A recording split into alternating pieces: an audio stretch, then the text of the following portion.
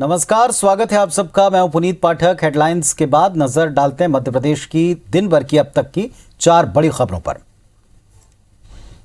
मध्य प्रदेश में 27% ओबीसी आरक्षण पर कुछ ही देर बाद मुख्यमंत्री एक बड़ी मीटिंग कर रहे हैं। इसमें पिछड़ा वर्ग के 19 संगठन एक साथ मुख्यमंत्री से मिलेंगे, बात करेंगे। पीएम सरकार की कोशिशों के बारे में बताने वाले हैं। जन आशीर्वाद यात्रा के विरोध में कांग्रेस कल इंदौर में बड़ी रैली करेगी। मौन रैली राजबाड़ा से शुरू होगी और कलेक्टर दफ्तर तक जाएगी। महर्षि वाल्मीकि पर आपत्तिजनक टिप्पणी करने के मामले में शायर मुनव्वर राणा पर गुना सिटी कोतवाली में मामला दर्ज हुआ है और इस पर राणा पर लखनऊ में पहले से एफआईआर हो चुकी है। आगरमालवा में बाबा बैजनाथ की सवारी निकाले जाने पर पथराव और लाठीचार्ज के बाद कार्रवाई सख्त हुई है। मामले में कांग्रेस विधायक विपिन वानखेड़े और युवा मोर्चा जिलाध्यक्ष मयंक राजपूत गुटों के समर्थकों पर विभिन्न धाराओं में केस दर्ज हो चुका है।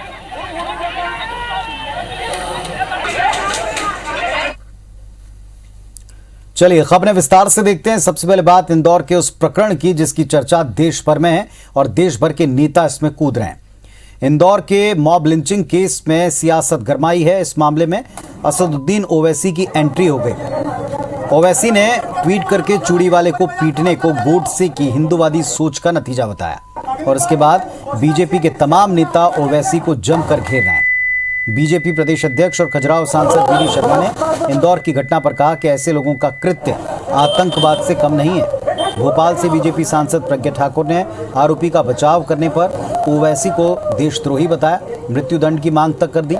गृह मंत्री नरोत्तम मिश्रा ने ओवैसी को इस मामले में दखल न देने की नसीहत दी। मंत्री विश्वास सारंग ने ओवैसी को छोटा और तुच्छ नेता बताते हुए कहा कि उनकी औकात नहीं कि मध्य प्रदेश की जनता का मखौल बनाए। बीजेपी विधायक रामेश्वर शर्मा ने ओवैसी को मुस्लिम तुष्टीकरण की दुकान कहा और इस मामले में दखल न देने की नसीहत भी दी। पूर्व मंत्री और कांग्रेस के विधायक पीसी शर्मा ने गृह मंत्री और पुलिस पर एक बार फिर इस मुद्दे पर निशाना साधा।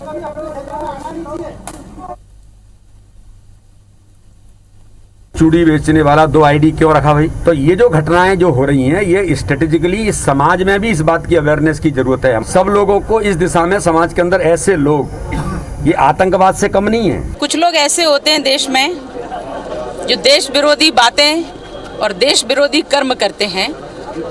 ऐसे विरोधियों को हम दंड की मांग करते हैं। ओवैसी जी को मैं बता दूं, जो अपना 2-2, 3-3 पहचान पत्र रखते हैं वो अपराधी हैं। आप कृपा करें, ज्यादा हस्तक्षेप न करें। मध्य प्रदेश में कानून का राज है, या किसी को इस तरह से सर उठाने नहीं दिया जाएगा। ओवैसी जो अनर्गल बातें करता हो, जो संविधान की भावनाओं के खिलाफ राजनीति करता हो, उस व्यक्ति की कोई हैसियत और औकात नहीं है कि वो मध्य प्रदेश की जनता का मखौल उड़ाए। चूड़ी बेचने वाला हिंदू है या मुसलमान, बेटी के साथ छेड़खानी करेगा तो जूते खाएगा। और ओबीसी जरा अपने पजामे में नाड़ा कस के हैदराबाद में रहो तो ज्यादा बेहतर है। ये मध्य प्रदेश है, यहाँ आओगे तो धूल चाटना पड़ेगी और यहाँ टिक नहीं पाओगे। वो 20 साल से कम उम्र का बच्चा होगा, चूड़ी बेच के अपना पेट पाल रहा था। उसके ऊपर मारपीट, कानून को अपने हाथ में लेना, और भाई अगर कोई उसकी गलती थी तो उसको थाने में प्रस्तुत करते हैं। मध्य प्रदेश में पेट्रोल डीजल के बढ़ते दाम हो या गैस सिलेंडर को लेकर आम जरूरत का सामान, लगातार महंगाई बढ़ती जा रही है। जनता त्रस्त है। इस मामले पर कई दफा बीजेपी संगठन से लेकर मंत्री तक कोरोना काल के हालात को दोष देते आए हैं और कई बार महंगाई को खारिज करते हैं। लेकिन भोपाल सांसद साध्वी प्रज्ञा ठाकुर का मानना है कि महंगाई कुछ नहीं है। साध्वी ने भोपाल में नई मिनी बसों के लोकार्पण कार्यक्रम को संबोधित करते हुए कहा कि महंगाई कुछ और नहीं, सिर्फ कांग्रेस की मानसिकता और फोकट का प्रोपेगेंडा है।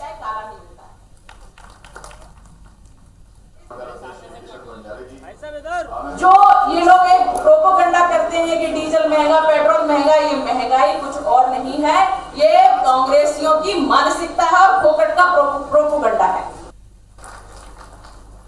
और हमारे सहयोगी सुधीर दंडोतिया भोपाल से जुड़े हैं, सीधे उनका रुख करते हैं। सुधीर, वैसे तो महंगाई से आम जनता कितनी त्रस्त है आप भी जानते हैं, मैं भी जानता हूं, तमाम लोग जानते हैं, लेकिन जिस शख्स से ये बयान आया है, अब शायद उनके बयानों को सुनकर हैरत नहीं होती होगी। एक लंबी सीरीज है इस तरह के उनके बयानों की। देखिए पुनीत, बिल्कुल अगर बात किया तो विवाद और बयान साध्वी प्रज्ञा के लिए कोई नई बात नहीं है। लिहाजा जो बयान ताज़ा आया है इसको लेकर निश्चित तौर पर कहीं ना कहीं एक बार फिर से सियासत गरमाएगी, क्योंकि देश के अंदर महंगाई को लेकर इस समय चारों ओर चर्चा है। और अगर बात किया है तो आम आदमी पेट्रोल डीजल और बढ़ते हुए रसोई गैस के दाम हो या फिर खाद्य तेल या फिर जो दूसरे महंगाई का जो मार झेल रहा है उसके लिए बयान जरूर एक कहना चाहिए घाव पर नमक लगाने की तरह काम करेगा। लिहाजा इस पूरे बयान के बाद प्रतिक्रिया भी सामने निकल कर आने लगी है। कांग्रेस ने साध्वी प्रज्ञा के बयान के बहाने जो है बीजेपी और सरकार दोनों पर हमला बोला है। अगर बात किया तो इससे पहले महंगाई के लिए और वर्तमान जो स्थितियां हैं उसके लिए पंडित नेहरू को जिम्मेदार बीजेपी के नेता बना चुके हैं। और उसके बाद में साध्वी प्रज्ञा का बयान कि महंगाई कुछ नहीं है, ये केवल कांग्रेस की मानसिकता का प्रोपेगेंडा है। निश्चित तौर पर इस पूरे मामले पर आने वाले दिनों में सियासत गरमाएगी। मध्य प्रदेश की अगर बात करें तो मध्य प्रदेश में कांग्रेस ने इस समय महंगाई को एक बड़ा मुद्दा बना रखा है। आज भी राजधानी भोपाल के अंदर 2 प्रदर्शन कांग्रेस के महंगाई को लेकर हुए थे, जिनमें महिला कांग्रेस के द्वारा रसोई गैस के जो सिलेंडर थे उस पर श्रद्धांजलि दी गई थी और साथ ही साथ चूल्हे पर रोटी बनाकर विरोध जताया गया था। पूरे प्रदेश भर में अलग अलग तरीके से कांग्रेस महंगाई के खिलाफ प्रदर्शन कर रही है। और ऐसे में जिस समय कांग्रेस इस पूरे मामले को बुंदा बनाया है उस समय कांग्रेस बीजेपी के बड़े नेताओं का बयान जो है महंगाई के पक्ष में आना या फिर कांग्रेस की का प्रोपेगेंडा बताना निश्चित तौर पर कहीं ना कहीं सियासी माहौल को गरमाने वाला बयान है। और साध्वी प्रज्ञा जो हमेशा कांग्रेस के निशाने पर रहती हैं, अपने बयानों को लेकर चर्चा में रहती हैं, एक बार फिर उनके द्वारा महंगाई को लेकर जिस तरीके से बयान दिया गया है निश्चित तौर पर आने वाले समय में इसको लेकर सियासत भी गरमाएगी। पुनीत, चलिए, बहुत शुक्रिया आपका इस पूरी जानकारी के लिए सुधीर। तो जैसा हमको सुधीर बता रहे थे कि महंगाई से जनता त्रस्त है, लेकिन ये सब एक प्रोपेगेंडा है और कांग्रेस की देन है, ये कहना है भोपाल की सांसद प्रज्ञा ठाकुर का। मध्य प्रदेश के आगर मालवा में बाबा बैजनाथ की यात्रा के दौरान पुलिस की लाठीचार्ज की घटना को लेकर पूर्व मुख्यमंत्री कमलनाथ ने ट्वीट करते हुए सरकार को घेरा। साथ ही कमलनाथ ने बीजेपी की जन आशीर्वाद यात्रा को जारी रखने पर भी सवाल उठाए। ट्वीट किया कि मध्य प्रदेश में शिवराज सरकार के दौरान कोरोना की गाइडलाइन के नाम पर बाबा बैजनाथ की परंपरागत शाही सवारी नहीं निकलेगी, कांवड़ यात्रा नहीं निकलेगी, गणेशोत्सव, अनंत चतुर्दशी के आयोजन नहीं होंगे, मुहर्रम का जुलूस नहीं होगा, लेकिन भाजपा नेताओं की सरकारी जन आशीर्वाद यात्रा जरूर निकलेंगी।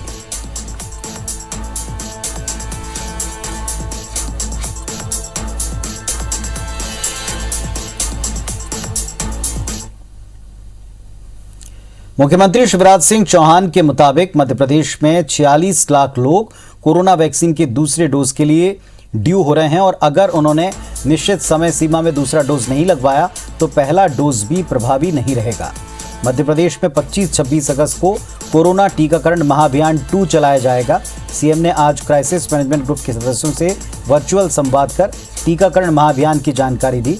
सीएम ने कहा कि उन्हें विश्वास है कि सबके सहयोग से वैक्सीनेशन महाअभियान एक बार फिर सफलता का नया रिकॉर्ड बनाएगा। जन भागीदारी का मध्य प्रदेश मॉडल पूरे देश में टीकाकरण का एक उदाहरण बनकर फिर सामने आएगा। अभी पहला डोज जो लगा है वो लगभग 61 पूरा हो गया, 62 के आसपास हम पहुंच रहे हैं, 62% लोगों को, और दूसरा डोज तो 12 को लगा है, 12%।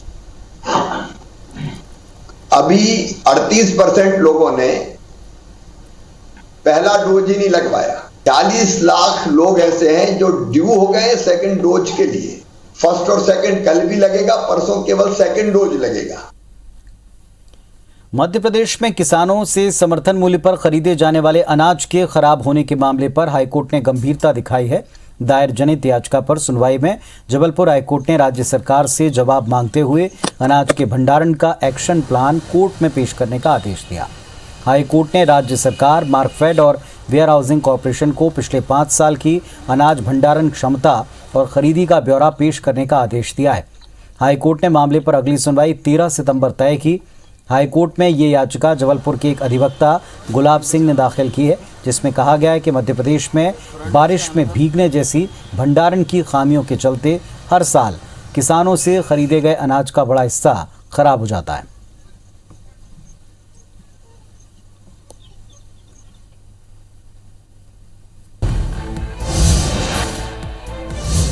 अफगानिस्तान में तालिबान संकट को लेकर प्रधानमंत्री नरेंद्र मोदी ने रूस के राष्ट्रपति व्लादिमीर पुतिन से फोन पर तकरीबन 45 मिनट तक बातचीत की। दोनों राष्ट्राध्यक्षों ने अफगानिस्तान की स्थिति पर विस्तार से बात की। प्रधानमंत्री मोदी ने ट्वीट कर कहा, अफगानिस्तान में हाल के घटनाक्रम पर अपने मित्र राष्ट्रपति पुतिन के साथ विस्तृत और उपयोगी विचारों का आदान प्रदान किया है। पंजाब कांग्रेस की अंदरूनी जंग खत्म होने का नाम नहीं ले रही। आज कैबिनेट मंत्री तृप्त राजेंद्र सिंह बाजवा के आवास पर प्रदेश के मंत्रियों, विधायकों, अन्य सीनियर नेताओं समेत करीब 24 लोगों की बैठक में पार्टी की अंदरूनी लड़ाई और तेज होने के संकेत मिले। बैठक के बाद तृप्त बाजवा ने कहा कि उन्हें कैप्टन अमरिंदर सिंह की लीडरशिप पर भरोसा नहीं रहा है।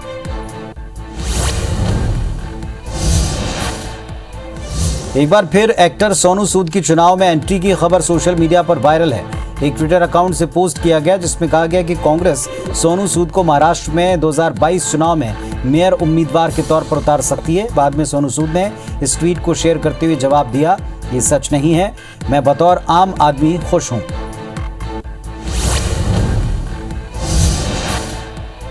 तालिबान संकट के बीच यूक्रेन के उप विदेश मंत्री ने दावा किया कि उनका एक विमान अफगानिस्तान में हाईजैक कर लिया गया है। विमान यूक्रेन के नागरिकों को काबुल से निकालने के लिए गया था। उन्होंने कहा विमान को ईरान ले जाया गया। ये विमान किन लोगों ने हाईजैक किया इसका पता नहीं चल सका है। हालांकि दूसरी तरफ ईरान के एविएशन रेगुलेटर ने यूक्रेन के दावे को खारिज करते हुए कहा कि विमान उनके यहां तेल लेने के लिए उतरा था, बाद में कीव के लिए रवाना हो गया। अपहरण की बात को सिरे से खारिज किया। ईरान ने कहा यूक्रेनी विमान 23 अगस्त की रात मशहद में फ्यूल लेने के लिए रुका और फिर यूक्रेन चला गया। रात 9:50 पर कीव पहुंचा।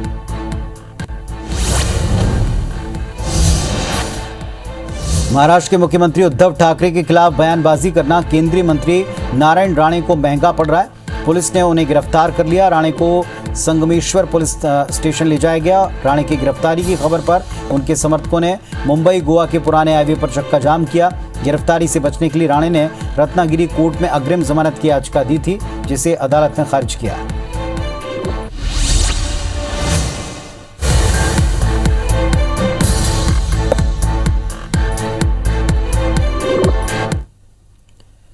कुछ और खबरें देखते हैं। मध्य प्रदेश में पटवारियों और सरकार के बीच टकराव थमता नहीं दिख रहा। बीते 14 दिन से मध्य प्रदेश के पटवारी वेतन विसंगति दूर करने समेत अपनी 3 सूत्री मांगों को लेकर बेमियादी हड़ताल पर हैं। पटवारियों ने साफ कह दिया उन्हें आश्वासन नहीं बल्कि लिखित में तथ्य चाहिए, तभी हड़ताल खत्म करेंगे और इसके चलते 56 विभागों का काम रुका पड़ा है। 29 जुलाई को पटवारी 1 दिवसीय सामूहिक हड़ताल पर रहे। उसके बाद मांगे पूरी नहीं हुई तो बेमियादी हड़ताल पर चले गए। पटवारियों का कहना है कि शासन की ओर से जब तक मांगों पर गंभीरता से विचार कर उन्हें पूरा करने का ठोस कदम नहीं उठाया जाएगा, तब तक उनकी जंग जारी रहेगी। हमारा अगला स्टेप है, हमारी संपूर्ण प्रांतीय आह्वान पे हड़ताल है और प्रांत के द्वारा समय समय पर जैसे जैसे दिशा निर्देश दिए जा रहे हैं उसके अकॉर्डिंग हम हड़ताल में आगे कार्य कर रहे हैं। और हम इस बार जब तक लिखित आदेश नहीं हो जाएगा तब तक हड़ताल से नहीं हटेंगे। राजधानी में 70% सड़कों को मरम्मत की जरूरत है, लेकिन हैरत की बात यह कि इसमें 40% सड़कों को सरकारी प्रोजेक्ट के लिए काम करने वाली ठेकेदार कंपनियों ने बर्बाद किया। इसमें metro, sewage, water pipeline, gas pipeline समेत अन्य प्रोजेक्ट पर काम करने वाली निजी कंपनियों के नाम शामिल हैं। खास बात यह कि इन सभी प्रोजेक्ट पर काम करने वाली निजी कंपनियों के टेंडर में इस बात का लिखित में उल्लेख है कि खुदाई के बाद सड़कों की मरम्मत की जिम्मेदारी उन कंपनियों की होगी। इसमें टाटा प्रोजेक्ट, थिंक कंपनी जैसे देश की नामी गिरामी कंपनियां जुड़ी हैं। बीते दिनों खस्ता सड़कों को लेकर सीएम शिवराज की फटकार के बाद जहां भी खुदाई की गई है उसे दुरुस्त करवाया जाएगा। बरसात में चैलेंज रहता है, जैसा जो काम कर रहे हैं सीवरेज के काम हो रहा है या वाटर सप्लाई में, जैसे मैं भी बता रहा था केवल 240 मीटर ही मतलब खुदाई के लिए बचा हुआ है।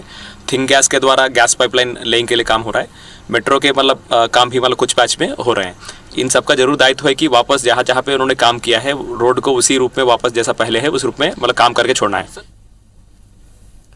आगर मालवा में बाबा बैजनाथ की सवारी निकाले जाने पर हुए पथराव और लाठीचार्ज के बाद सख्त कार्रवाई हुई। मामले में कांग्रेस विधायक विपिन वानखेड़े और युवा मोर्चा जिला अध्यक्ष मयंक राजपूत गुटों के समर्थकों कार्यकर्ताओं पर विभिन्न धाराओं में प्रकरण दर्ज किए गए। इस पूरे बवाल की वजह बीते दिनों आगर दौरे पर पहुंचे मंत्री हरदीप सिंह डंग के बयान को भी बताया जा रहा है। इसमें उन्होंने बाबा बैजनाथ की सवारी की घोषणा की थी। यही वजह रही कि बड़ी संख्या में लोग सवारी निकालने जिद पर अड़ गए। इस दौरान लाठीचार्ज में बच्चे भी शामिल हैं, जिस पर एसपी राकेश कुमार सगर ने बच्चे के ऊपर लाठीचार्ज को मामूली घटना बताया। उन्होंने छोटे बच्चों पर शासकीय वाहनों पर पथराव करने के आरोप भी लगाए। कुछ जो है छोटे बच्चे थे, उन्होंने हमारे फोर्स पर कुछ पत्थर फेंके, इसमें हमारे 2 कर्मचारी घायल हुए, लेकिन कोई ऐसी घटना नहीं थी जो अप्रिय कहा जाए। पुलिस के द्वारा करीबन 5-7 मिनट में उसको नॉर्मल करके और आम लोगों के लिए ट्रैफिक चालू कर दी थी। ये घटना आज घटी थी। कुछ गलत फहमी के कारण टाइम का शेडिंग उन्होंने जल्दी निकाल दी थी, जिसमें जनता जो आशीर्वाद लेना चाहती है भोलेनाथ का, उसमें थोड़ी गेप हुई थी। हमारे अभी कलेक्टर और एसपी साहब से बात हो गई है। जनता की भावना को ध्यान में रखते हुए अगले सोमवार को फिर ये सवारी सबके सहयोग से निकाली जाएगी, ये तय हुआ। गुना जिले के कुंभराज के पास में जोगीपुरा गांव में अंधविश्वास की हद पार हो गई। एक व्यक्ति की नदी में डूबकर हुई संदिग्ध मौत के बाद शव को पेड़ से उल्टा लटकाकर झुलाया जा रहा है। इसका वीडियो सामने आया। वीडियो में गांव वाले दावा करते हैं कि नदी में डूबने से व्यक्ति के पेट में पानी चला गया। पानी निकालने की कोशिश की जा रही ताकि वो बच जाए। गोताखोरों ने जैसे ही शव को बाहर निकाला तो परिवार वालों को लगा कि व्यक्ति मृत नहीं है। वे शव को पेड़ से बांधकर झुलाने लगे। इस दौरान पुलिस भी वहां मौजूद दिख रही है। ग्रामीणों को व्यक्ति के मरने की पुष्टि हुई, तब जाकर शव को पेड़ से नीचे उतारा।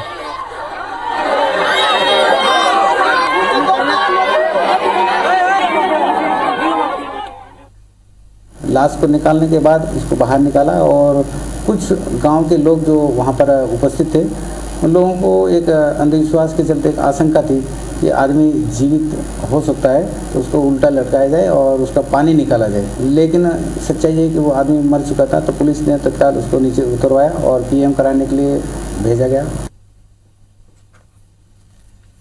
खरगोन में सिद्धनाथ महादेव और भगवान महाबलेश्वर मंगलवार को शाही ठाट, लाव लश्कर और ढोल नगाड़ों के साथ प्राचीन सिद्धनाथ महादेव मंदिर से शहर भ्रमण पर निकले। 53वें शिव डोले के दौरान 51 नगाड़ों से भगवान शिव की अगवानी की गई। शिव डोले को लेकर खरगोन तहसील में 1 दिन का अवकाश घोषित किया गया है। वहीं भगवान भोलेनाथ भक्तों को दर्शन देने के बाद 4.5 किलोमीटर का सफर तय कर देर रात फिर से मंदिर पहुंचेंगे। इस दौरान शिव की बारात में श्रद्धालु झूमते नजर आएंगे। खरगोन के सबसे बड़े धार्मिक आयोजन में शुमार हो चुका है ये शिवडोला। प्रदेश के सबसे बड़े शिवडोले के तौर पर इसकी ख्याति है। इसमें हर साल तकरीबन 3 लाख से अधिक श्रद्धालु शामिल होते हैं।